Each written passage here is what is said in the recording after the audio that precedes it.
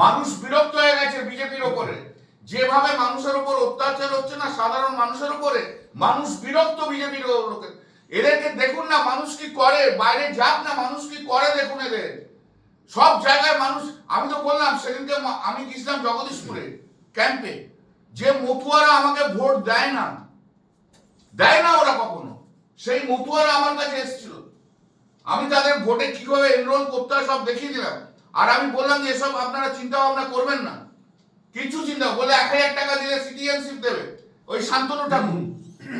এটা central minister is doing unauthorised work, corrupt.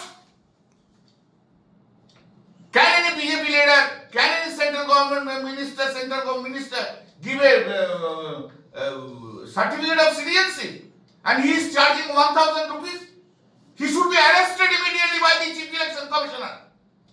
If he doesn't, Chief Election Commissioner doesn't do it, I will think that he is a backboneless person, Chief Election Commissioner. Coward! He can't take any steps against the BJP ministers and officers.